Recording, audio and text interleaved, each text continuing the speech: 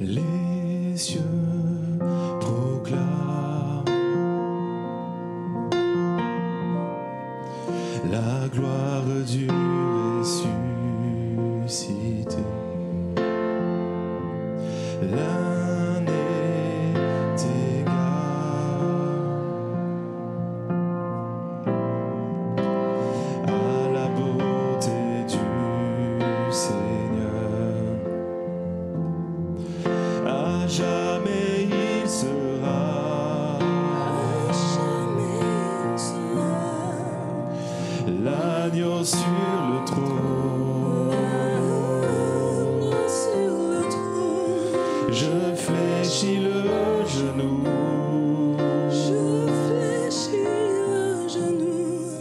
Pour t'adorer toi seul.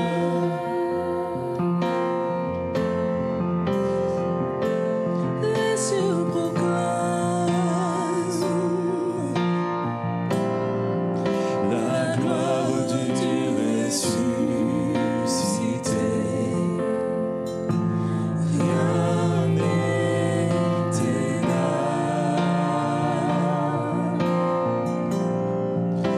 à la beauté du Seigneur. Les cieux proclament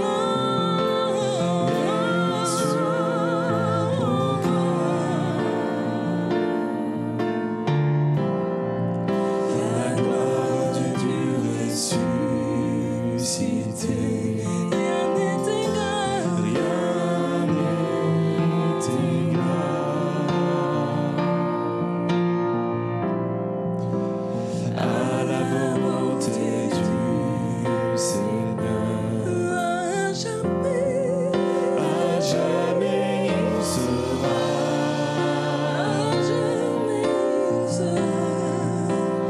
L'agneau sur le trône. Je fléchis le genou.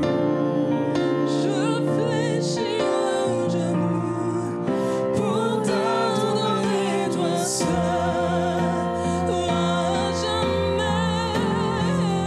À jamais tu seras.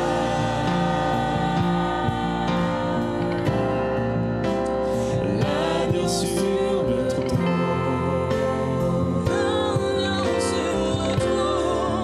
Je fléchis le genou. Pour t'adorer toi seul.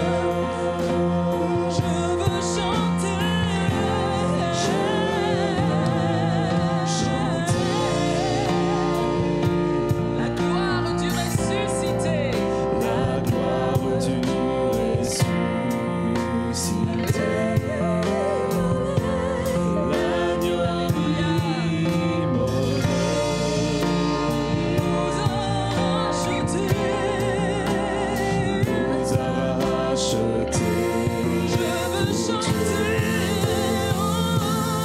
À jamais tu chantais.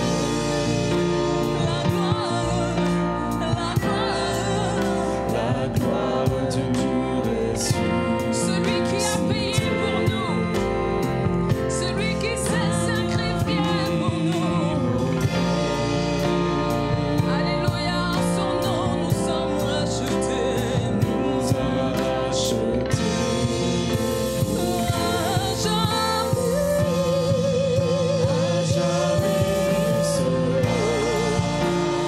jamais il sera. L'agneau sur le trône. Je fléchis le genou. Pour t'adorer toi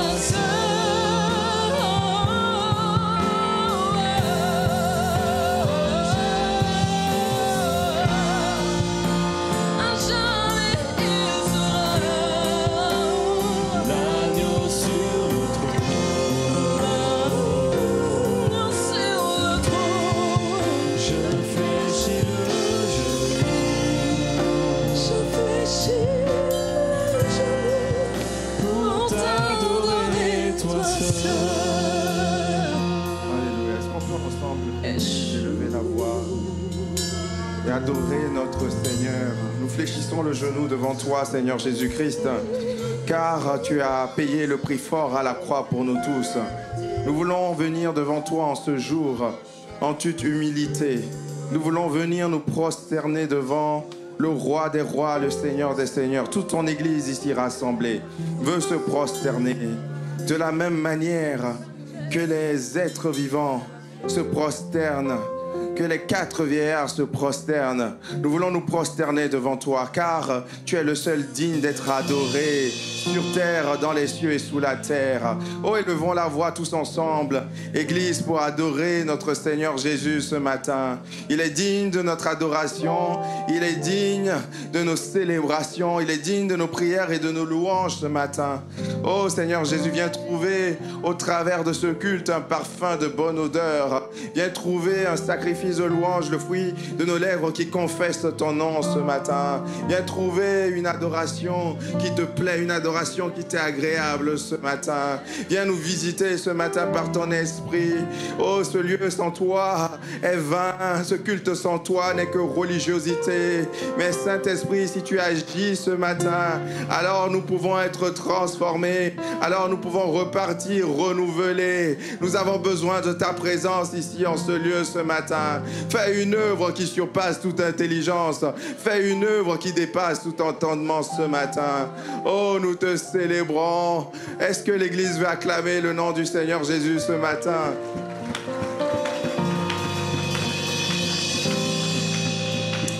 Waouh. Waouh. Tourne-toi vers quelqu'un et dis-lui bienvenue dans la présence du Seigneur ce matin.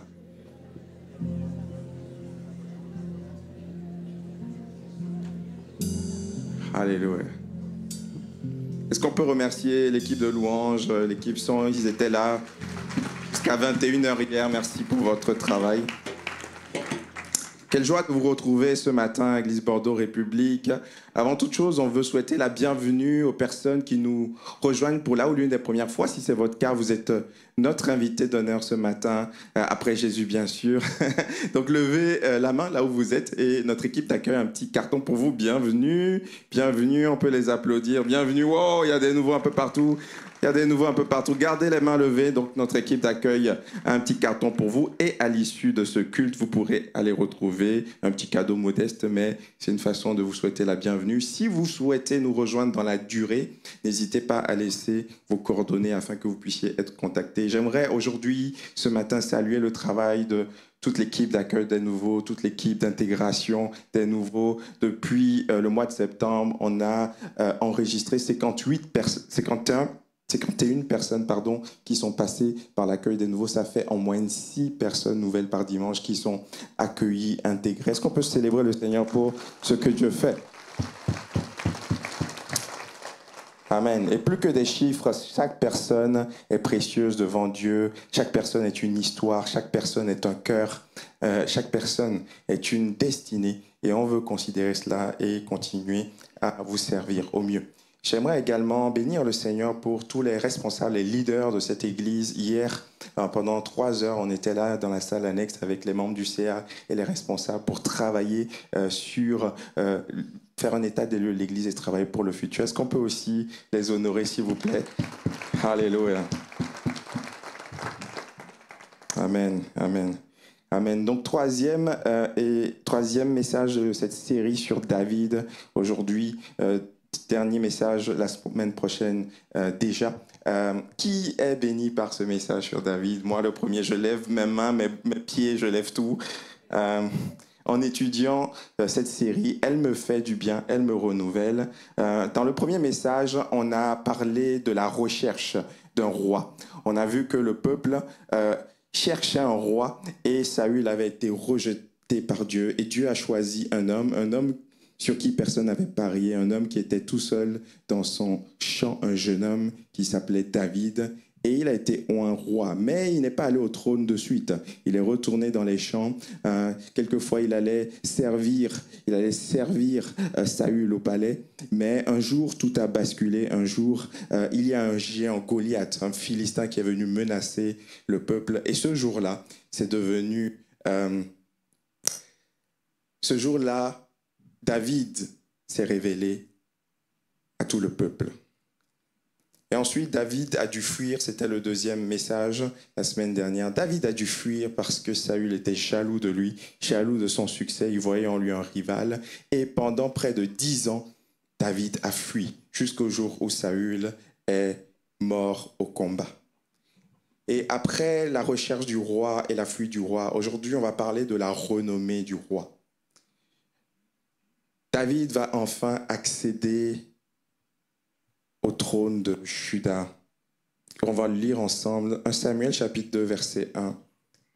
Après cela, après la mort de Saül, David consulta l'Éternel en disant, « Dois-je monter dans une des villes de Juda ?» Et l'Éternel lui répondit, « Monte. » David dit, « Où dois-je monter ?» Et l'Éternel lui répondit, « À Hébron. » Hébron était à quelques kilomètres de Jérusalem, Jérusalem qui était une ville médiane entre le royaume de Juda et le nord d'Israël. Et Dieu lui dit, ne va pas à Jérusalem, mais va à Hébron. 2 Samuel, pardonnez-moi, 2 Samuel, merci, il y en a qui suivent. 2 Samuel, chapitre 2. Donc 1 Samuel voit l'émergence de David et 2 Samuel voit son accession au trône. 2 Samuel, merci. Verset 4, les hommes de Juda vinrent, et c'est là qu'ils consacrèrent par onction David comme roi sur la communauté de Juda. Cependant, Abner, fils de Ner, et chef de l'armée de Saül, avait pris Ish-Bosheth, le fils de Saül, et l'avait fait passer à Mahanaïm. Il l'avait proclamé roi sur Galad, sur les Assérites, sur Jizréel, sur Éphraïm, sur Benjamin et sur tout Israël, le nord. Ish-Bosheth, fils de Saül, était âgé de 40 ans lorsqu'il devint roi d'Israël. Il régna 2 ans. Et seule la communauté donc de Juda suivait David.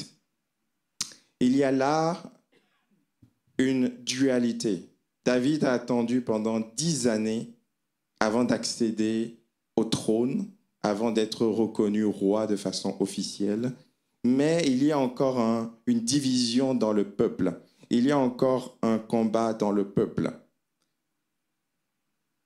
Saül étant parti, il fallait qu'un de ses fils, logiquement, prenne le pouvoir.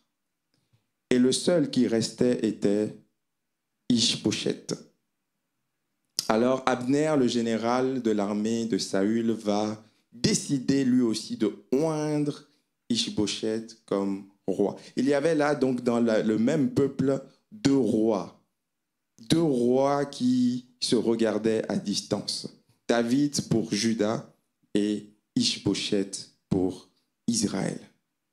Mais un jour, alors qu'il y avait une forme de guerre froide, la guerre va devenir chaude. Un jour, alors qu'il se promenait dans le territoire, l'armée de Saül, dirigée par Abner, va rencontrer l'armée de David, dirigée par Joab. Joab, c'était le neveu de David. C'était l'un des fils de la demi-sœur de David. Verset 12. Abner, fils de Ner, et les serviteurs d'Ish-Bosheth, le fils de Saül, sortirent de Mahanaïm en direction de Gabaon. Joab, le fils de Tsérouja, et les serviteurs de David se mirent eux aussi en marche. Que va-t-il se passer? Ils se rencontrèrent près de l'étang de Gabaon et ils s'arrêtèrent les uns d'un côté de l'étang et les autres de l'autre. On va assister à la première guerre intestine. Autrefois, le peuple combattait contre des ennemis venus de l'extérieur, comme contre des Moabites, contre des Philistins, contre des Amalécites. Mais cette fois-ci, le peuple est confronté à une guerre intestine. Quelquefois, mes frères et sœurs, vous devrez combattre des combats que vous n'avez pas anticipés. Quelquefois, vous verrez de façon impuissante vos fils s'opposer, se disputer. Quelquefois, on voit malheureusement, après le départ d'un parent, des enfants s'opposer pour des histoires d'héritage. Quelquefois, on voit dans le même pays, le même peuple, des personnes s'affronter. Quelle tristesse. Et ce jour-là, Abner, malgré lui, va tuer Asaël. Joab avait 2 frères qui avançaient avec lui, qui combattaient avec lui, dont l'un d'eux était Asaël. Il va mourir. Abner ne voulait pas le faire. Abner ne voulait pas tuer Asaël. Mais Asaël, par un excès de zèle, va l'affronter et Abner va le tuer. Et il est dit au verset 1, dans 2 Samuel 3, que la guerre durera longtemps,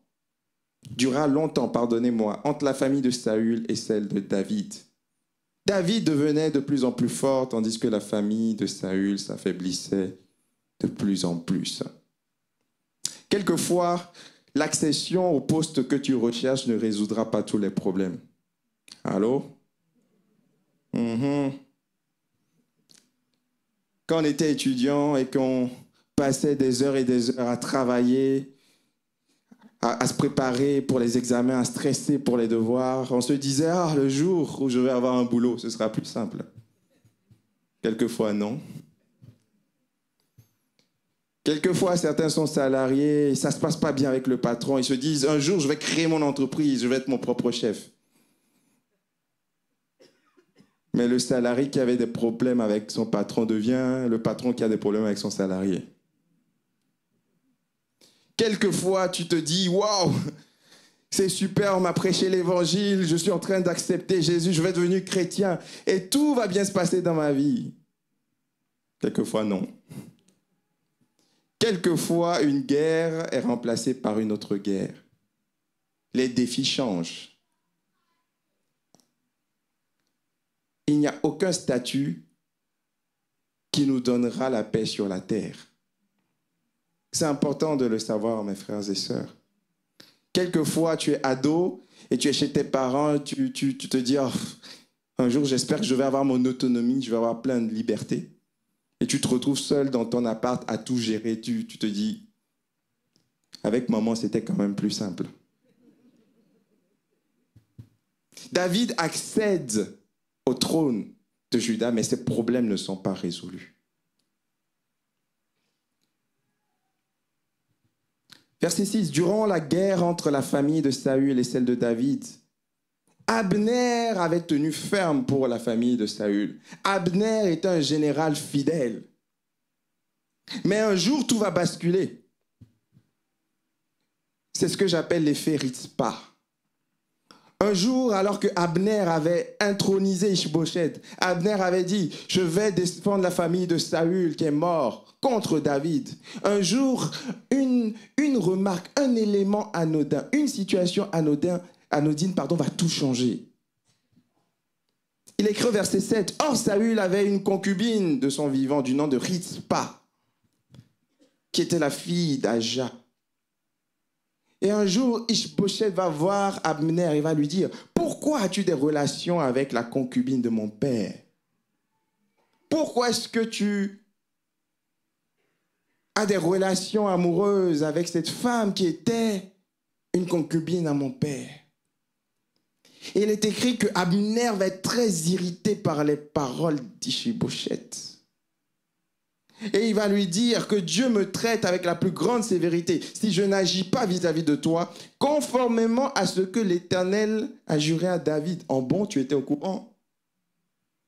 Il a promis de transférer la royauté de la famille de Saül à la sienne et d'établir le trône de David sur Israël, sur Juda, depuis Dan jusqu'à Beersheba. Et on se dit, mais Joab, si tu étais au courant de tout ça, pourquoi as-tu établi Ishbosheth? Parce qu'il y a l'effet Ritzpah. Nous devons réaliser l'importance et l'impact des relations amoureuses sur nous. Une relation amoureuse peut changer le cours d'une guerre. Quelquefois, une relation amoureuse ou extra-conjugale a empêché certaines personnes à accéder au pouvoir politique. Une relation, quelquefois, a permis que deux royaumes se réunissent. Une relation, quelquefois, a détruit des familles et des mariages. Mes frères et sœurs, attention à ce que nous permettons dans nos vies. Alléluia. Je parle à un ado dans son lycée. Attention avec qui tu t'associes. Je parle à une jeune fille. Attention à ce que tu permets dans ta vie. Parce qu'une seule grossesse peut transformer le cours de ta vie. Une seule grossesse non désirée, j'entends. On ne peut pas jouer avec le cœur. On ne peut pas jouer avec les relations amoureuses. J'ai vu des ministères, des pasteurs sortir du ministère parce qu'ils avaient fait le mauvais choix de leur conjoint. Quelle souffrance! Quelle souffrance pour nos frères et sœurs qui viennent fidèlement chaque dimanche au culte, mais leurs conjoints ne partagent pas leur même foi. La bonne nouvelle, c'est que Dieu peut réparer les choses. Amen. Dieu peut consolider ce qui est faible. Dieu peut réparer ce qui a été brisé. Alléluia. L'effet risque pas. À cause de cette remarque, Abner va changer de camp. Et il va aller voir les anciens d'Israël. Verset 17. Et il va leur dire, auparavant, vous désiriez voir David pour roi, agissez maintenant. Une seule remarque a tout changé. Et Ish-Bosheth n'osa pas répliquer un seul mot à Abner parce qu'il avait peur de lui. Abner arriva à Hébron accompagné de 20 hommes, verset 20, et David fit un festin en son honneur et en l'honneur de ses compagnons. Abner dit à David, je me lèverai, je partirai pour rassembler tout Israël vers mon Seigneur, le roi. Quelquefois, Dieu travaille pour toi. Quelquefois, sans que tu n'aies rien à faire, Dieu met des rispades dans le camp ennemi pour préparer ton accession. Alléluia. David n'a jamais rien fait pour revendiquer son poste, mais Dieu organisait les circonstances. Dieu tirait les ficelles par derrière. Et un jour, David entrera pleinement dans la promesse que Dieu accomplit pour lui. J'aimerais te dire, ne te bats jamais pour un poste, ne te bats jamais pour un statut. Si Dieu t'a appelé, il s'arrangera et il s'organisera pour que tu atteignes le poste et le statut qu'il a promis pour toi. Alléluia. Ah oui, tu peux applaudir le Seigneur.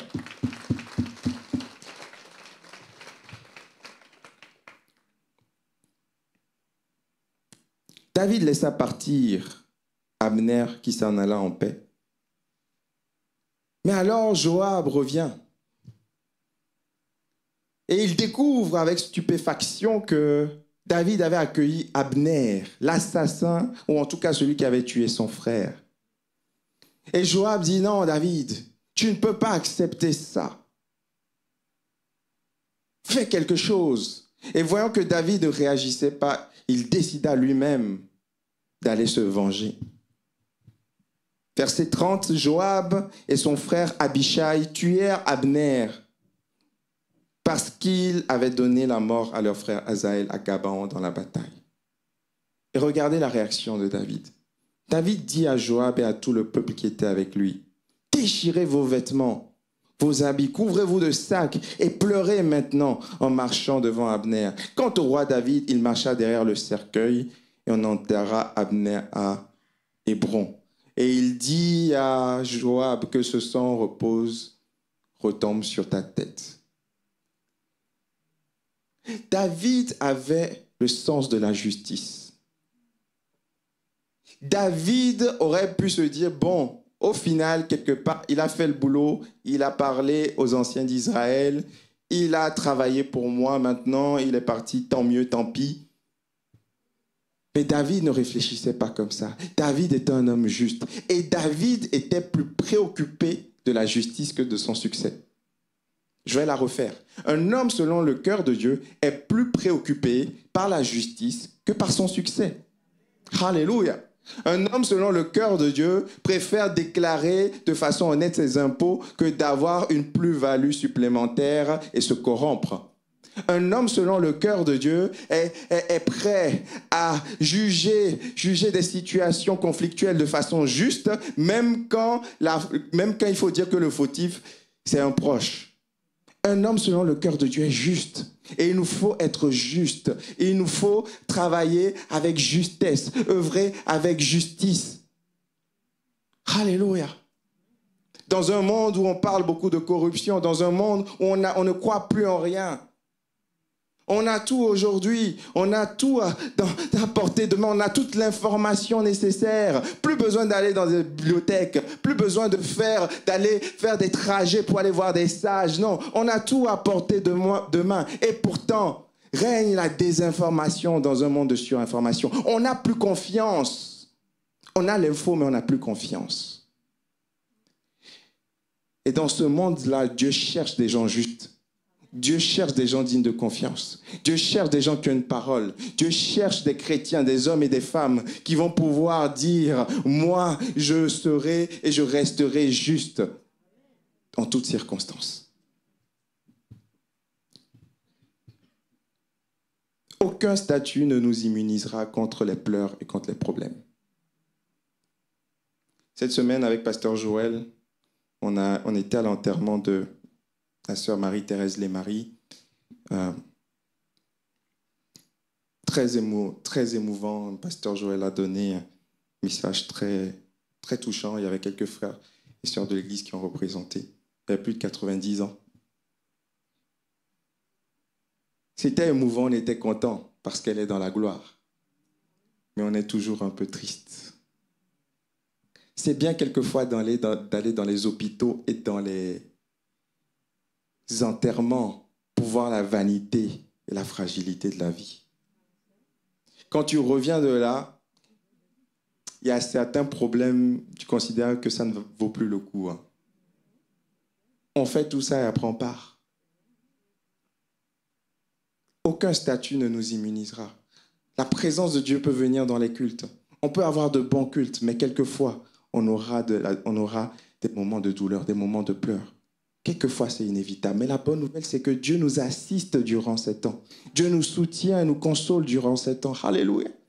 Il ne vient pas pour enlever les problèmes, il vient pour nous soutenir dans les problèmes. Quelquefois, oui, Dieu te sort de la fournaise, mais quelquefois, Dieu, il vient devant la fournaise, il ouvre la porte, tu t'attends à ce qu'il te fasse sortir. Non, il entre dedans avec toi, il ferme la porte par derrière. Mais la Bible déclare que tes vêtements ne s'useront pas. Il sera avec toi dans la fournaise. Et même si elle se chauffe encore plus. Il y a un quatrième homme dans la fournaise.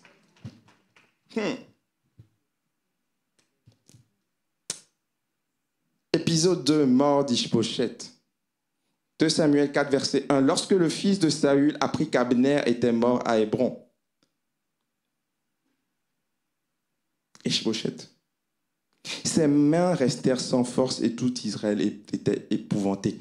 Ish-Bosheth, ce n'est pas quelqu'un qui avait prévu accéder au trône. On parlait pas de lui avant. On parlait de Saül, on parlait de Jonathan, mais on ne parlait pas de lui. Il s'est retrouvé là et donc il s'appuyait sur Abner. Et tout d'un coup, il se retrouve sans papa, sans frère, sans général. Et vous savez, il y a toujours des opportunistes.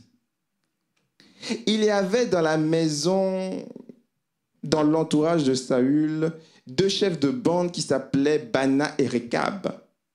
Et Bana et Rekab se sont dit, lui là, Ish-Bosheth, il n'est pas digne de confiance, il ne va pas tenir longtemps. On va faire un coup. On va l'éliminer pour David, on va aller présenter sa tête à David, comme ça on aura un pote dans le futur royaume.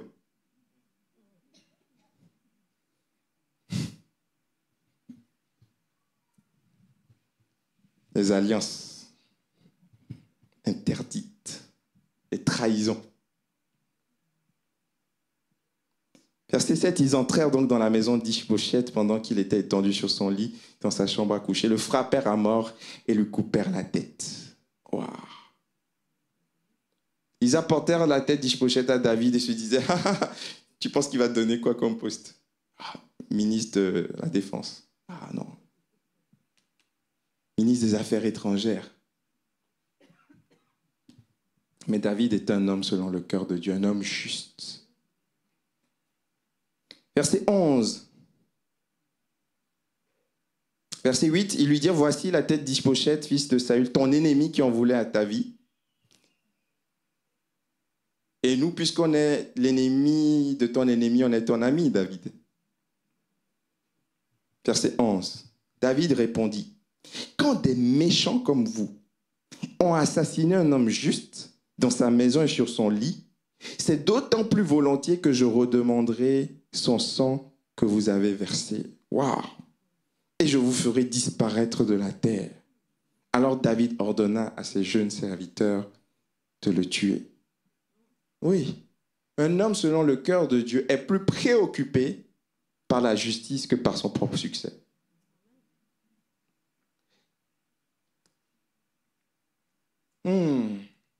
Comment est-ce que nous traitons nos ennemis? Comment est-ce que tu traites dans ton lycée ce jeune homme qui est brillant dans la classe et qui te fait de l'ombre? Cher chef d'entreprise, comment tu traites tes concurrents? Dans la jeunesse, tu avais repéré un frère, tu te dis non, j'ai reçu, c'est lui, mon mari. Et puis il y a une autre fille qui lui tourne autour. Comment tu la traites? Avec moi, hein? C'est des vraies affaires, hein? On va la salir. On va aller chercher les dossiers. On va répandre des rumeurs. On va l'éliminer. Cher pasteur, parce qu'il y en a ici, comment tu traites les autres pasteurs des autres églises? Je parle pour moi-même. Vous voyez? Un homme selon le cœur de Dieu agit avec justice. Il est capable de défendre ses ennemis pour s'assurer de la justice. Wow. Épisode 3, David oint sur tout Israël. 2 Samuel 5, verset 1. Toutes les tribus d'Israël vinrent alors trouver David, après la mort d'Ish-Bosheth. Il vint à Hébron pour dire, « Nous sommes faits des mêmes os et de la même chair que toi. Tu es mon os et tu es ma chair, tu es de ma famille. » C'est cette même expression qui avait été employée dans la Genèse, quand Adam a dit à Ève, « Tu es mon os et tu es ma chair. » On est du même sang, on est de la même famille. Et on se rappelle que tu avais tué Goliath. On sait ce qui s'est passé. On sait que Samuel t'avait oint. Ah oui, vous n'avez rien fait à l'époque. Ah oui. Le courage des lâches. Mais bon, c'est pas grave. Auparavant déjà, lorsque Saül était notre roi, c'est toi qui faisais partir Israël en campagne et qui l'en faisait revenir. L'Éternel t'a dit, c'est toi qui prendras soin de mon peuple, Israël, et qui en deviendra le chef. J'aime beaucoup cette phrase. Parce que le chef, ce n'est pas quelqu'un qui domine. Le chef, c'est quelqu'un qui prend soin. Et David avait appris la royauté, non pas dans une école de roi, non pas dans une école externe. Il a appris la royauté dans les champs. Il a appris la royauté en prenant soin de ses brebis. Voilà pourquoi, mon frère, ma soeur, ne néglige aucun service dans l'église. Quand des jeunes hommes ou des personnes viennent me voir et me disent « Pasteur, je suis appelé, je sens que j'ai un appel au ministère. Donne-moi quelques écoles bibliques où je pourrais aller. » Je dis « Mauvaise réponse, mauvaise question. » La première chose, quand tu es appelé, c'est de trouver quelqu'un que tu vas aller servir. C'est de commencer à prendre soin d'un petit groupe, sans titre. C'est ça la bonne école. Et oui, bien sûr, je l'ai fait, il faut le faire. Il faut faire de l'école biblique et à l'ITB à côté, il faut en faire, bien sûr. Il faut être formé aujourd'hui, bien sûr. Mais avant toute chose, Dieu veut voir un cœur. Parce que tu peux avoir les diplômes, mais le monde spirituel ne respecte pas des diplômes. Les démons ne respectent pas ton diplôme. Le diplôme avec le cœur, c'est extraordinaire. Mais le diplôme sans le cœur va te donner l'orgueil de penser que tu es arrivé alors que tu n'es rien. Et David avait appris cela. David avait appris à prendre soin des brebis dans les champs. Et les gens le voyaient. Ils ont dit, c'est toi qui prendras soin de mon peuple. Est-ce que Dieu peut trouver encore des hommes et des femmes ici qui prennent soin de leur famille, qui prennent soin des jeunes dans l'église, qui prennent soin des moins jeunes dans l'église? Est-ce qu'on a encore des cœurs de berger aujourd'hui? Oh, je prie que Dieu suscite beaucoup plus encore parmi nous des personnes qui prennent soin. Alléluia. Alors David fit alliance avec eux devant l'Éternel. Ils consacrèrent par onction David comme roi sur Israël. Là aussi, il y a une leçon. Certains disent, ah, Dieu m'a appelé, Samuel m'a oint, je n'ai pas besoin de l'approbation des hommes. Je vais faire mon truc en solo. Je vais aller ouvrir ma chaîne YouTube, je vais être influenceur. Je n'ai pas besoin qu'un homme, je ne dépends pas des hommes. Moi, mon appel est de Dieu. Oui, David a reçu l'onction directement de Dieu, mais il fallait que le peuple aussi le reconnaisse. Nous sommes appelés par Dieu, mais nous devons être reconnus par les hommes. Alléluia. Verset 4, David était âgé de 30 ans lorsqu'il devint roi. Il régna 40 ans. Il régna 7 ans et 6 mois sur Juda, à Hébron, et 33 ans sur toute la ville de David. Il fit des constructions de tous côtés, à partir de la terrasse de Milo jusque vers l'intérieur. Verset 10, David devenait de plus en plus puissant et l'Éternel, le Dieu de l'univers, était avec lui. Je prie que dans votre vie, dans votre caractère, dans votre service, vous deveniez de plus en plus puissant. À mesure que vous marchez avec Dieu, à mesure que vous gardez ce cœur, je prie que vous deveniez de plus en plus puissant. Dans votre travail, que vous deveniez de plus en plus efficace, de plus en plus fort. C'est une promesse qui était pour David, mais c'est une promesse pour tous les hommes et toutes les femmes selon le cœur de Dieu. Dieu ordonne que tu sois puissant, que tu sois fort, que tu sois forte. Et les gens vont le reconnaître. J'aime bien parce qu'à certains niveaux, quand tu as galéré et que tu as été fidèle, Dieu emmène des gens pour te bénir. Oui. Dieu emmène des gens. Hiram, verset 11, le roi de Tyr, envoya des messagers à David, ainsi que du bois de cèdre, gratuitement comme ça. Il se réveille un jour, toc toc, bonjour, je m'appelle Hiram. En tout cas, je suis envoyé par Hiram. On va te faire un cadeau, on va te construire une maison. En bon, c'est quoi la contrepartie? Non, rien, on reconnaît juste que l'Éternel est avec toi. Il envoie du bois de cèdre, c'est le bois le plus qualitatif de l'époque. Avec des charpentiers et des tailleurs. Bon, ok, la main d'œuvre aussi, oui, on te donne tout. On te construit tout, on a juste besoin de ton ok, que tu signes. Alléluia. Ils lui construisirent une maison. David devait se rappeler de toutes ces années dans la grotte, dans la caverne d'Adullam, dans le désert à fuir.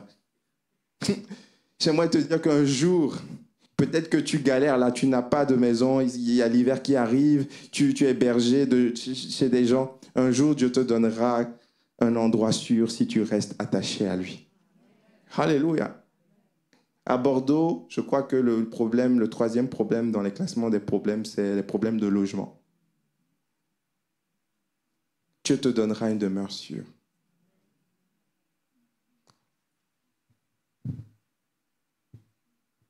Regardez ce qu'il est écrit, verset 12.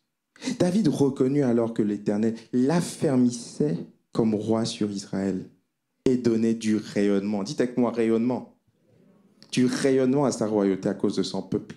La vision que j'ai reçue pour Bordeaux République, les amis, c'est que l'Église ait encore plus de rayonnement. Qu'est-ce qu'un rayonnement? Un rayonnement, c'est une influence qui va plus loin que la source. On dit que le soleil rayonne parce qu'on est à des années-lumière du soleil, mais on sent ses effets. Et l'appel de l'Église, je le crois et je le prie, et je pense que plusieurs le partagent, c'est que cette Église bénisse nous qui sommes là, mais bénisse aussi des gens au loin, bénisse des gens au dehors, bénisse des gens dans toute la France, et peut-être même au-delà. Que cette Église puisse édifier des gens, que cette Église puisse toucher les gens au loin.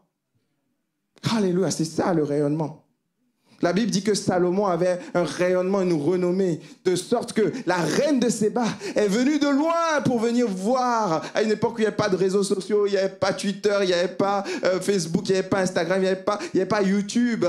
Il n'y avait pas TikTok, mais la renommée de Salomon était tellement grande que la reine de Séba a fait un long voyage. Et quand elle est arrivée, elle a dit, mais c'est encore mieux que ce qu'on m'a dit. Il y a une renommée. Dieu attend que tu brilles. Ce n'est pas pour une élite.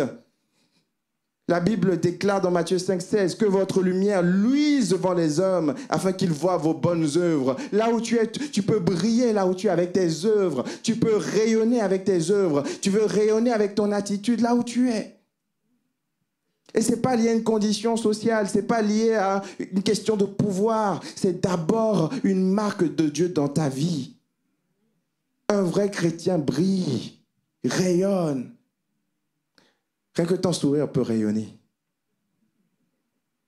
Il y a des gens, ils sourient quand tu les vois, tu as l'impression qu'ils n'ont pas de problème. Quand ils te parlent de leur vie, tu dis « Oh, toi, tu vis tout ça !» Mais tu es toujours bien mis, tu es toujours gentil, à aider tout le monde. Toi, tu vis tout ça. Rayonnement. Il y a des gens qui seront touchés parce que Dieu te bénit et qui changent tes situations. Mais il y a des gens qui seront touchés parce que malgré tes problèmes, tu rayonnes. Ah oui. C'est quoi son secret? D'autres auraient fini en dépression. J'ai une source qui brille et je ne suis que le reflet de cette source. Alléluia. Selon qu'il est écrit, nous tous, le visage découvert, contemplons comme dans un miroir la gloire de Dieu, nous sommes transformés en la même image. Nous ne sommes pas des sources, nous sommes des reflets. Et lorsque nous nous exposons à la source, nous pouvons briller et montrer l'amour de Jésus. Un homme selon le cœur de Dieu appelé à rayonner. Chacun selon sa mesure. Chacun selon son appel. Chacun avec ses moyens. Mais tu ne peux pas ne pas rayonner. Si tu es un chrétien que tu ne rayonnes pas, il y a une anomalie.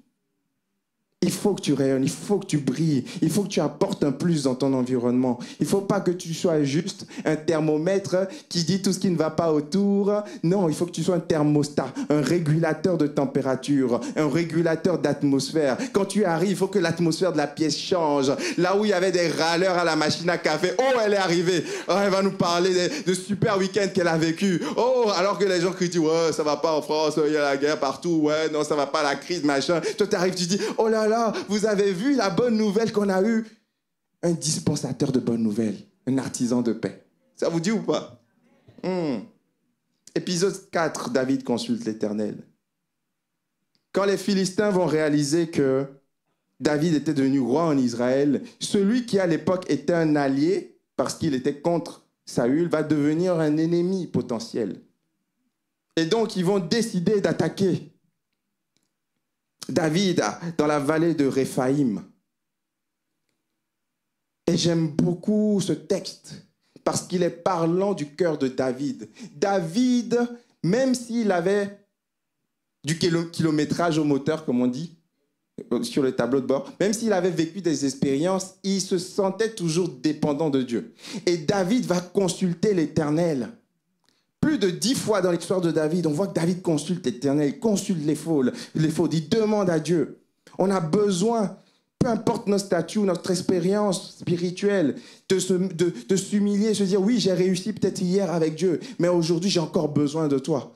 David va consulter l'Éternel. David en fut informé que les Philistins montaient à sa recherche et il est écrit au verset 19 que David consulta l'Éternel en disant « Dois-je monter contre les Philistins? Les livreras-tu entre mes mains ?» Et l'Éternel dit à David « Monte, car je livrerai les Philistins entre tes mains. » Et David vint à Baal-Pératim où il est bâti. Et quelque temps après, la même situation se produit. Les Philistins montèrent de nouveau, verset 22, pour attaquer et se déployèrent dans la vallée de Réphaïm. Alors David aurait pu dire « C'est bon, j'ai consulté Dieu hier, c'est bon, on va attaquer. » Non, David consulta encore l'Éternel. Et l'Éternel lui dit, non, cette fois-ci, tu ne monteras pas. Alléluia. Contourne-les par derrière et tu arriveras sur eux vis-à-vis des mûriers. Quand tu entendras un bruit de pas dans les cimes des mûriers, alors dépêche-toi, car c'est l'Éternel qui marche devant toi pour battre l'armée des Philistins. Et la Bible dit que David fit ce que l'Éternel lui avait ordonné. Et il porta des coups aux Philistins depuis Géba jusqu'à Gézar. J'aimerais dire à quelqu'un le matin, tu as une journée stressante au boulot qui arrive. Tu as besoin de te cacher dans la présence de Dieu et dire, Seigneur, comment je vais gérer ce dossier? Comment je vais leur parler aujourd'hui? Je ne peux pas faire par moi-même. Tu as besoin, même si tu as une thèse, un master, un bac plus 50, tu as besoin de réaliser que ta compétence seule ne suffit pas. Il faut une source divine. Il faut un accompagnement divin. Tu as besoin de réaliser que même si vous vous aimez dans votre couple, dans votre mariage, il faut quelque chose de plus parce qu'un jour, le vin va venir à manquer. Et il y a besoin du surnaturel pour que ça puisse aller jusqu'au bout. Alléluia.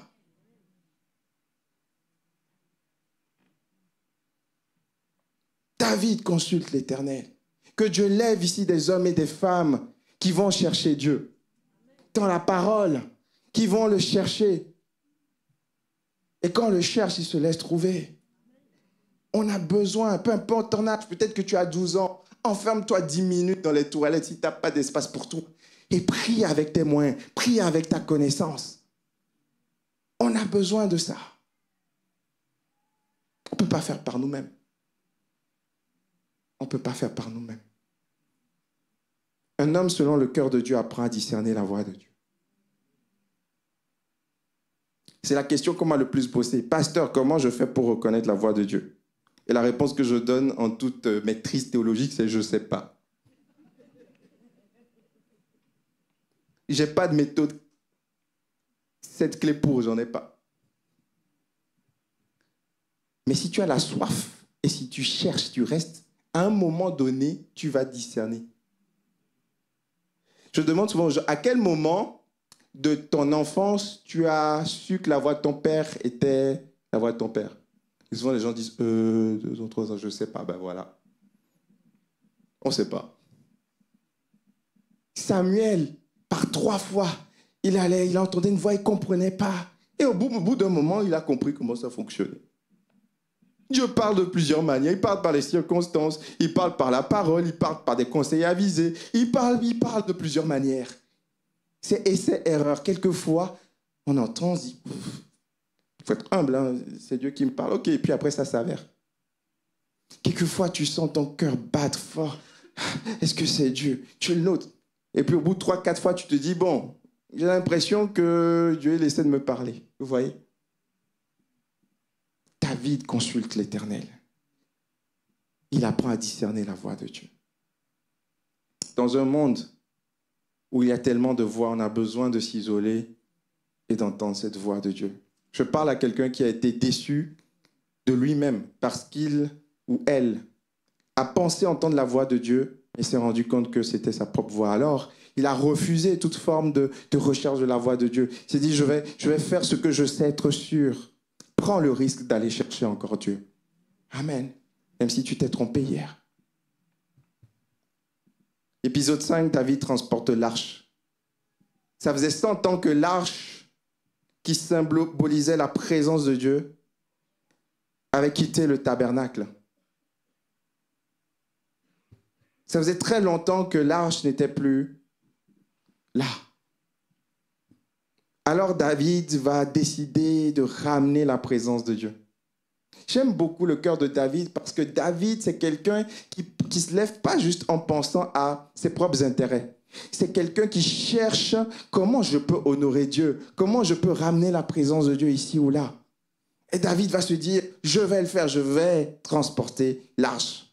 Alors David, de Samuel 6, verset 1, rassembla encore l'élite d'Israël, qui comptait 30 000 hommes. Puis, avec tout le peuple qui était à ses côtés, il partit de balayer Juda pour faire monter de là l'arche de Dieu, à laquelle est associé le nom de l'Éternel, le maître de l'univers, qui siège au-dessus d'elle, entre les chérubins. Ils mirent ce coffre de Dieu sur un char neuf, ils l'emportèrent depuis la maison d'Abinadab, qui se trouvait sur la colline. C'était Uza et Ajo, les fils d'Abinadab, qui conduisaient le char neuf. Uza marchait à côté de l'arche de Dieu et Ajo devant.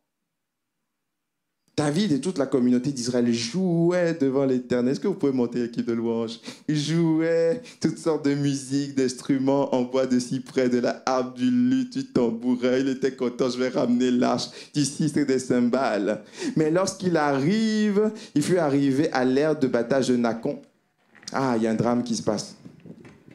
Uza tendit la main vers l'arche et la retint.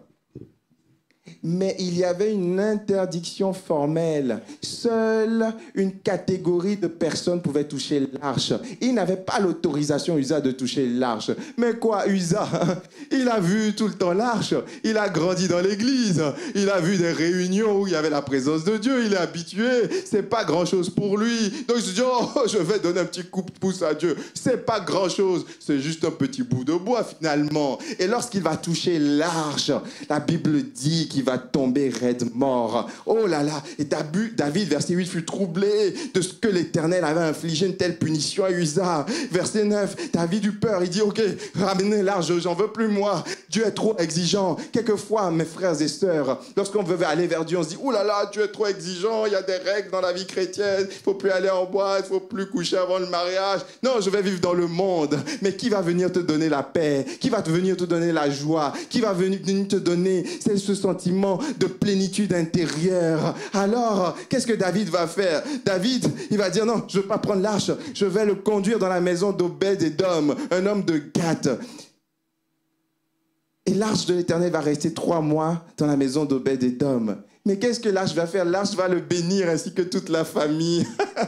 Des fois, la présence de Dieu, elle est exigeante, mais elle est aussi bénissante, mes amis. Oui, quelquefois, oui, la vie chrétienne est exigeante, c'est vrai. Mais quelquefois, on réalise aussi que sans Dieu, on ne peut rien faire. Alors David va dire, comment? Où irais-je loin de toi? Où irais-je loin de ta présence? Un jour dans tes parvis valent mieux que 1000 ailleurs. Donc David va dire, ok, j'ai compris, Seigneur, je ne peux pas faire sans toi. Oui, il y a des exigences, mais je veux ta présence. Alors David va se remettre en route et il va faire monter l'arche de Dieu de la maison d'Obed-Édom jusqu'à la ville de David, la cité de David, Jérusalem, au milieu de réjouissance.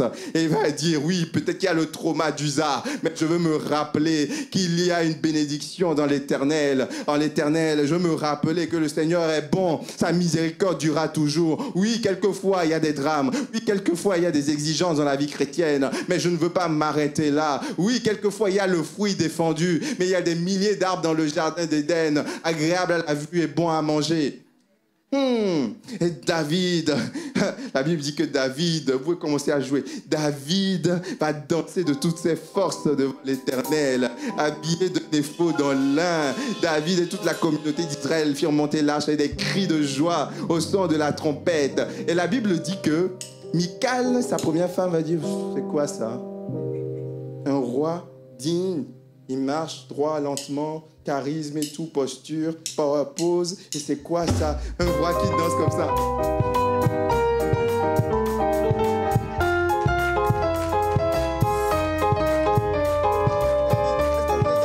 va danser ensemble comme David. Levez-vous, on va danser. Si tu t'assois, c'est que tu es Michal. Quand l'Esprit de Dieu agit en moi, je chante comme Danser comme David. Quand l'Esprit de Dieu agit en moi, je chante comme Tu danses pas là, tu nous arnaques là, tu danses. Je chante comme David. Oh, est-ce que tu peux chanter et danser mieux que ça?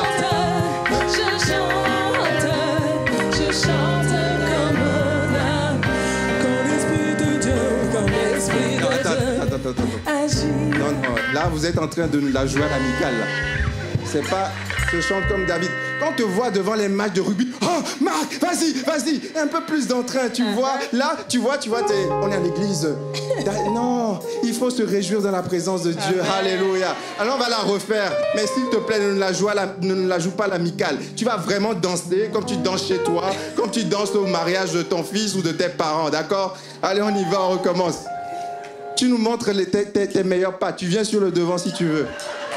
Venez. Yes, ça commence à venir. Ouais, merci Serge. Sortez dérangez. Vous êtes encore trop timide. Vous voulez avoir le cœur de David, il faut danser. Ouais, merci, merci, merci. Quand l'Esprit de Dieu, quand l'Esprit de Dieu agit en moi, je danse comme David. Quand l'Esprit de Dieu agit en moi, je danse comme David. Moi je danse, je danse, je danse, je danse comme David. Moi je danse, je danse, je danse comme David. Quand l'Esprit de Dieu agit en moi, je chante comme David. Quand l'Esprit de Dieu agit en moi, je chante comme David. Moi je chante, moi je chante comme David. Je chante comme David.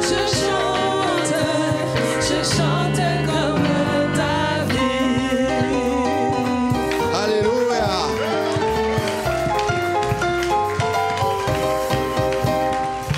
On continue à jouer. David retourna chez lui pour bénir sa famille. Et Michal, fille de Saül, sortit à sa rencontre. Elle dit, quel honneur aujourd'hui pour le roi d'Israël. Il s'est dénudé aux yeux des servantes et des serviteurs comme ferait un homme sans valeur. Ouh là là, Bordeaux République maintenant avec le nouveau pasteur. Tu sais quoi, il danse là, hein, pendant le culte. Oh là là. La présence de Dieu, sacro-saint.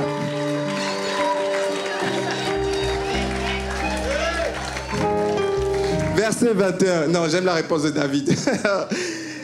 David répondit à Michal, c'est devant l'Éternel qui m'a choisi de préférence à ton père et à toute ta famille pour m'établir comme son chef sur le peuple. C'est devant l'Éternel que j'ai dansé. Alors je veux paraître encore plus petit et cela m'abaisse à mes propres yeux. Oui, je veux pas venir à regarder mes mascaras, à regarder ma petite tenue. Je bouge pas, non. Je veux me montrer devant Dieu. Je veux être comme un enfant.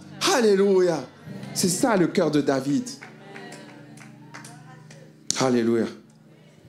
Je vais bientôt finir. Vous voulez rester ou vous voulez descendre? Vous pouvez descendre, vous remontez dans 5 minutes.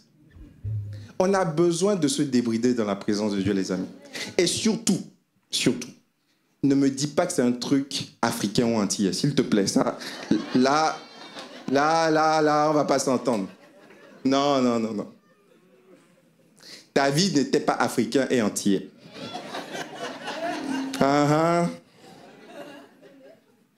Je ne laisserai pas ma culture, ni africaine, ni antillaise, ni française, m'empêcher de vivre la Bible. On a besoin d'être libre dans la présence de Dieu. David sait ce qu'il a vécu.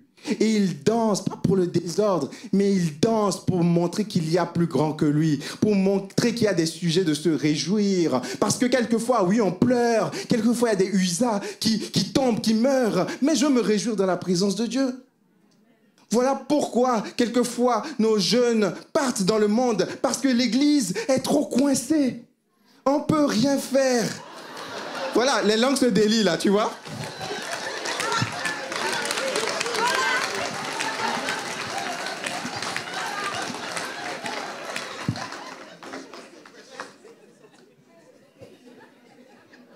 Toi, tu n'arrives pas à danser comme David, tu deviens Michal pour des David qui veut danser.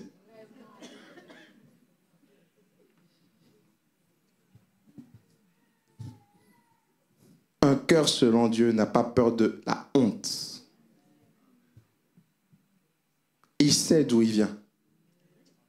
Il sait qu'il n'est rien. Et il sait se mettre à nu devant Dieu. La Bible dit que Michal, fille de Saül, n'eut pas d'enfant jusqu'au jour de sa mort. Il y a des bénédictions que tu rates à cause de ton côté guindé. Tu vois? Il y a des bénédictions que tu rates. Parce que Dieu communique au travers des émotions. quelquefois, là, tu vas vivre, danser comme ça dans la présence de Dieu. Ça va t'économiser 10 séances chez le psy. Alléluia. Oui. Parce que ton corps, quelquefois, a besoin de se réjouir. Donc tu chantes « Je me réjouis dans le nom du Seigneur », mais tu ne te réjouis pas. Mais quand tu danses comme ça, vous savez, moi je suis un ancien légaliste. Hein.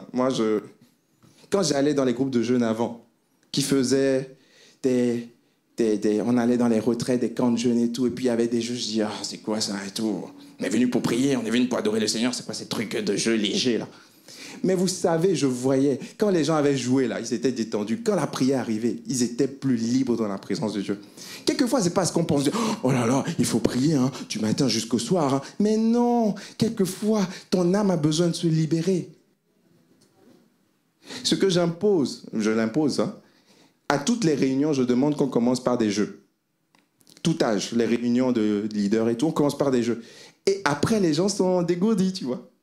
On a l'impression que c'est les enfants qui jouent. Non. Les adultes jouent. Juste à des jeux différents, tu vois. Ils jouent à des jeux politiques, ils jouent au foot, ils jouent... Mais on aime jouer. On a besoin que notre âme puisse se répandre devant Dieu. Et David avait compris ça. Quand il était dans les champs, il était là. C'est ça qui l'empêchait de se déprimer. Il devait prendre sa harpe et jouer tout seul, danser. Les brebis devaient dire, oh, c'est quoi ce berger? David, même quand il n'y avait personne pour l'encourager, David s'encourageait dans les psaumes. On a besoin de se libérer dans la présence de Dieu. Alléluia. Épisode 6. David veut construire une maison pour Dieu. 2 Samuel 7, verset 1. Lorsqu'il fut installé dans son palais, tu vois, le roi de Tyr est venu, on lui a construit une maison, il est là, il arrive. Franchement, la classe, hein. 5 étoiles. Il est dans la maison. Il est dans sa maison, c'est extraordinaire. Et puis, ça s'est un peu calmé au niveau guerre. David dit, mais je ne me sens pas à l'aise là. Je viens chez moi, quand je rentre chez moi, c'est tout beau, il y a du sel, c'est magnifique. Mais la maison de Dieu est dans un tabernacle, dans une tente. Je veux construire une maison pour Dieu. Un cœur selon Dieu veut donner le meilleur à Dieu. Tu ne peux pas donner les restes à Dieu, les miettes à Dieu. Tu ne peux pas donner le reste de ton offrande à Dieu, le reste de ton temps à Dieu, le reste de ta qualité. Au boulot, tu carbures, c'est qualitatif, c'est bien, c'est pointu. Mais à l'église, bon, c'est pas grave. Hein? Dieu regarde au cœur, justement. Il regarde au cœur. Et quand ton cœur n'estime pas Dieu, tu n'estimes pas que tu dois donner quelque chose de qualitatif à Dieu. Voilà pourquoi aujourd'hui, quand on parle d'excellence, on dit « Oh, c'est le monde !» Mais non, lisez la Bible. David a dit « Je ne vais pas offrir une offrande à Dieu qui ne me coûte rien. » Quel que soit mon service, je dois le faire avec qualité, je dois le faire avec excellence. Lorsque Jésus change l'eau en vin, le vin il est excellent. Lorsqu'il guérit les yeux de l'aveugle voit très bien. Au départ, il voit comme des arbres, après il voit très bien. Tout ce que Dieu fait est excellent. Alors quand tu as la caméra, quand tu as la louange, quand tu as l'accueil, quand tu es chez les enfants, tu dois le faire avec excellence. Même quand tu nettoies les chaises, il faut que les chaises soient comme neuves. Alléluia. David, Dieu lui dit, quand ta vie prendra fin, verset 2, que tu seras couché avec tes ancêtres, je ferai surgir après toi ton descendant, celui qui sera issu de toi, et j'affermirai son règne. Ce sera lui qui construira une maison en l'honneur de mon nom, et j'affermirai pour toujours le peuple de son royaume. Quelquefois, il y a des projets qui sont bons, mais qu'on ne portera pas. Il y a des choses, on doit savoir notre limite. David avait cette dignité de vouloir le meilleur pour Dieu et de demander à Dieu la permission de le faire. Mais il avait aussi cette sagesse d'accepter le nom de Dieu. Il y a des projets que tu ne feras pas. Ce seront tes enfants qui le feront. Il y a des choses que nous ne pourrons pas faire. Ce sont nos ados qui le feront dans cette église. Il y a des choses, tu ne le feras pas, mais c'est peut-être un associé au travail qui le fera. La capacité de s'arrêter comme Jean-Baptiste à notre limite. Quelquefois, on vise trop bas, mais quelquefois, on vise trop haut. C'est Salomon qui va construire ce temple. Toi, tu as fait ta part. Toi, tu as accompli ta mission. Toi, tu as galéré dans le désert. Toi, tu es monté sur le trône. Toi, tu as dansé comme David. Toi, tu as montré l'exemple, le cœur de Dieu. Mais c'est quelqu'un d'autre qui bâtira le temple. l'épisode 7 de Samuel 9. Je saute le chapitre 8, où David va enchaîner les victoires contre les Amalécites. Il va enchaîner les victoires contre les Philistins, contre les Moabites. David va succès. David va enchaîner les victoires. Et la Bible dit, dans 2 Samuel 8, verset 13, que David se fit encore un nom, la renommée toujours, lorsqu'il revint de sa victoire chez les Syriens.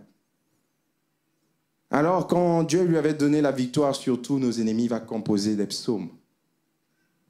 Il va rendre grâce à Dieu. Dieu voulant, le dernier dimanche de décembre, on fera un culte spécial témoignage pour que des frères et sœurs puissent partager ce qu'ils ont vécu cette année avec Dieu. C'est important de s'arrêter de bénir Dieu. Mais Dieu va dire, je bénis Dieu avec ma bouche, mais je veux aussi bénir quelqu'un. Souvent, on se dit, on n'a pas assez. Mais quelquefois, est-ce que vous vous dites, j'ai trop, là, il faut que je donne à quelqu'un? Il y en a qui disent ça? Non, pas souvent. Oh, j'ai trop d'argent, je veux quelqu'un, je veux le bénir, tu vois. J'ai trop de temps, je veux servir quelqu'un. Je sais bricoler. Est-ce qu'il n'y a pas une mamie là que je pourrais aider? On a plus de gens qui cherchent de l'aide que de gens qui cherchent à aider. Allô, vous pouvez dire amen? C'est vrai, hein? David est de ce type-là. J'ai tout. Est-ce que je ne pourrais pas aider quelqu'un?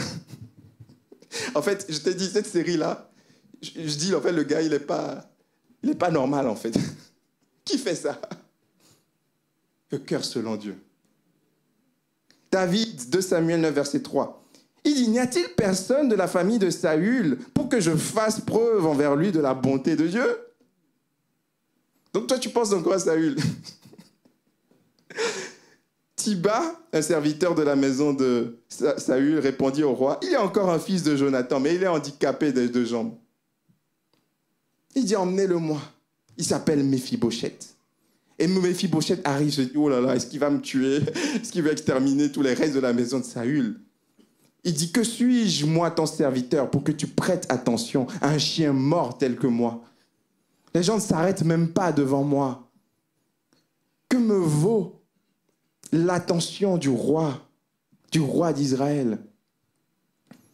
Et David appela Siba, le serviteur de Saül, et lui dit, je donne au fils de ton maître tout ce qui appartient à Saül et à toute sa famille, parce que j'ai fait cette promesse à Jonathan. Un homme selon le cœur de Dieu n'oublie pas ses promesses. Un homme selon le cœur de Dieu est fidèle. Et il y a beaucoup de gens qui oublient. Hein. Dans la Bible, rappelez-vous, dans la prison, il y a des gens qui se sont fait aider, ils ont fait des promesses, ils ont oublié. Le panetier et les chansons. Ils ont dit, ah merci Joseph et tout, tu nous as aidés. Et puis quand ils sont sortis, trop de choses à faire. Ils voient les appels, les messages WhatsApp, ils ne répondent pas. Mais David, il tient ses promesses. Est-ce que ça vous fait penser à quelqu'un qui tient ses promesses? Il dit et la chose arrive. Il leur donne, elle existe. Lorsqu'il dit, il promet, oh, même si la promesse tarde, oh, attends-la parce que ça s'accomplira certainement.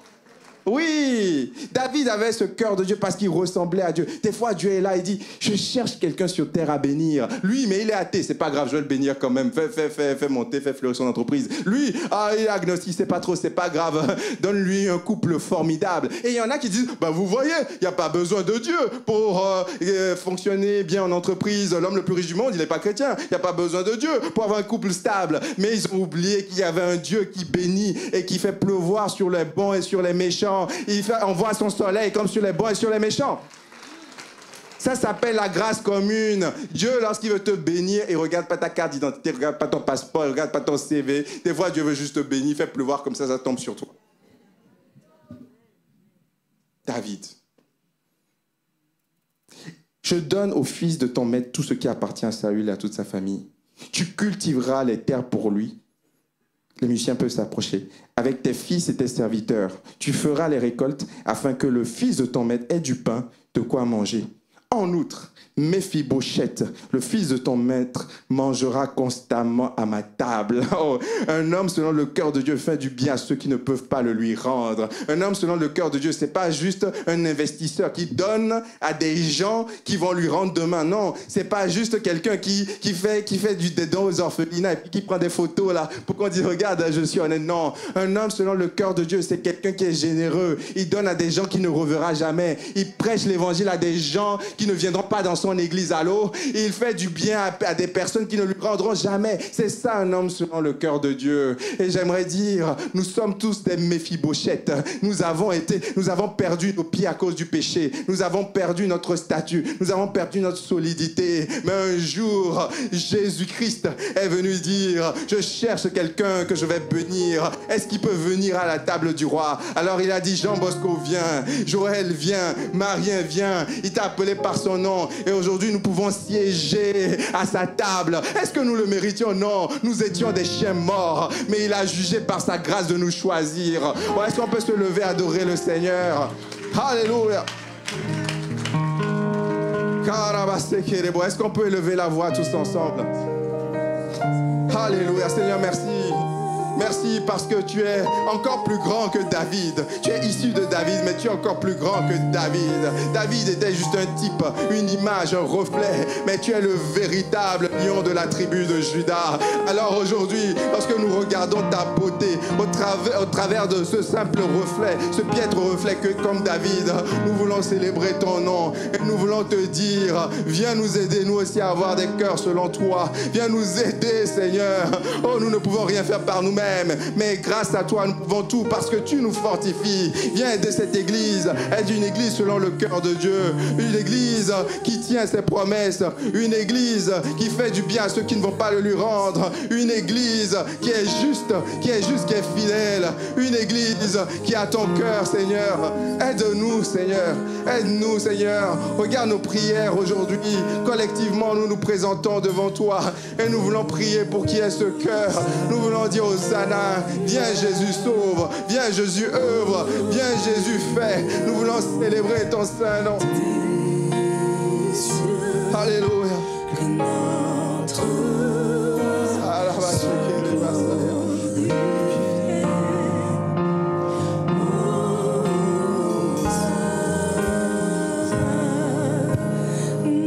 On peut le chanter comme une prière.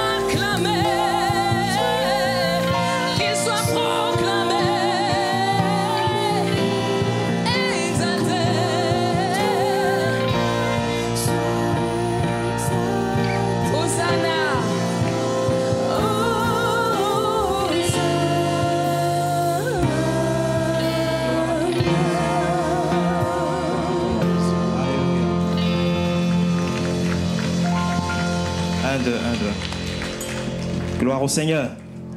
Que le beau nom de Jésus soit béni. Amen. Je crois qu'effectivement le Seigneur est toujours à la recherche des hommes, d'hommes et de femmes selon son cœur. Est-ce qu'il peut trouver en moi un homme et une femme selon son cœur? Donc croyons que par nos propres efforts, il sera très difficile, très compliqué de parvenir à cela, mais Dieu justement a vu notre incapacité et il a envoyé celui qui est le fils de David par excellence, Jésus-Christ, payer le prix pour nous. Et par son esprit, il nous rend capables de pouvoir être également des hommes et des femmes selon son cœur. À Dieu soit toute la gloire et l'honneur. Amen. Que le nom du Seigneur soit béni. Alors, avant de nous séparer, donc vous avez vu qu'il y a des informations qui passent un peu en boucle là, au début du culte, aussi à la fin du culte. Donc, je voudrais juste rappeler d'autres informations. Donc, plusieurs personnes ont levé la main tout à l'heure lorsque Jean Bosco a parlé de personnes qui sont là pour la première fois. Vous avez reçu une carte. Donc, à la fin du culte, ne partez pas tout de suite. Il y a un stand qui va vous accueillir, qui est au fond. Je ne sais pas si c'est... je ne vois pas le visage, mais bon. Adeline, voilà. Adeline Changoué et également Jean-Pierre Julien qui sont au fond et qui vont vous remettre un cadeau. Donc, vous allez remettre, juste leur présenter votre passe bienvenue pour pouvoir retirer un cadeau, un sac bienvenue à la fin de cette réunion. Et le programme à venir se présente de la manière suivante. Le samedi prochain, nous aurons un temps de jeûne et prière en salle annexe à 11h30. Le dimanche 23, donc le dimanche prochain, il y aura la suite et la fin de la série sur David. Et à l'issue du culte, une information, une annonce importante sera donnée. Donc, soyez présents pour cela, s'il vous plaît. Le vendredi 28 novembre, nous aurons une veillée de prière à partir de 21h30 dans la salle annexe. Le dimanche 30 novembre, nous aurons un invité, un pasteur invité. Nous aurons le privilège de recevoir parmi nous le pasteur Emmanuel Bowie, qui est pasteur à La Rochelle. Donc, il sera parmi nous le dimanche prochain. Le dimanche 7 décembre, nous aurons encore un invité. Un invité, et ce sera le pasteur Patrick Insiela, que beaucoup connaissent, puisqu'il était pasteur au sein de cette assemblée. Donc, il sera parmi nous pour ce temps de culte, de louange et d'adoration. Et ce même dimanche 7, nous aurons des baptêmes l'après-midi, à 15h. Et il y a plusieurs bien-aimés frères et sœurs qui se préparent là pour le baptême du dimanche 7. Et on finit le culte le dimanche 7. On reste pour une agape fraternelle, un repas fraternel. Et donc, apporter de quoi manger, partager également avec les frères et les sœurs. Et à 15h, nous aurons les baptêmes. Donc, ce sera une journée bien remplie, bien chargée. N'hésitez pas à inviter des personnes à venir non seulement au culte, mais aussi à partager le repas avec nous et à être présent aussi à la réunion à l'après-midi pour les baptêmes, parce que l'évangile sera prêché également et nous croyons que ce sera l'occasion aussi pour plusieurs personnes d'entendre la bonne nouvelle du salut en Jésus et de se tourner vers le Seigneur, parce qu'on veut voir encore plus de baptêmes, plus d'hommes, de femmes se lever et dire oui au Seigneur Jésus. Amen. Et donc rendez-vous le dimanche 7.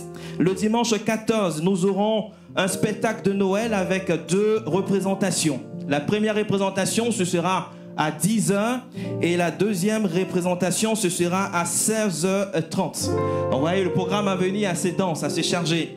Donc, il y aura de belles choses qui se préparent. Il y aura un marché de Noël, également des stands. Nous allons vous donner plus d'informations les semaines à venir. Pensez également, s'il vous plaît, à inviter. Et également, en ce qui concerne les offrandes, nous rendons culte à Dieu également avec nos biens. Et en ce qui concerne les offrandes, si vous souhaitez soutenir l'Église par vos offrandes, vous avez le RIB de l'Église qui est disponible via un QR code qui va peut-être s'afficher ou pas. Non. Voilà, via un QR code. Ou encore qui est disponible sur le site de l'Église. Donc vous allez sur le site de l'Église dans la rubrique Donner et vous pouvez télécharger le RIB de l'Église. Il y a également un tronc à la sortie, pour ceux qui veulent donner des espèces ou des chèques. Un tronc est disponible aussi à la sortie. Vous pouvez également retrouver notre actualité sur les réseaux sociaux, sur Instagram, sur YouTube. Nous avons une chaîne YouTube également, donc vous pouvez retrouver notre actualité sur les réseaux sociaux. On va se retrouver donc dimanche prochain pour la dernière partie de notre série sur le personnage David. Que le Seigneur vous bénisse. Bon retour à tout un chacun. Il y a encore le café qui est disponible, donc c'est l'occasion de pouvoir discuter, échanger faire connaissance également avec d'autres personnes. Bon retour à chacun et passez une excellente semaine. Au revoir.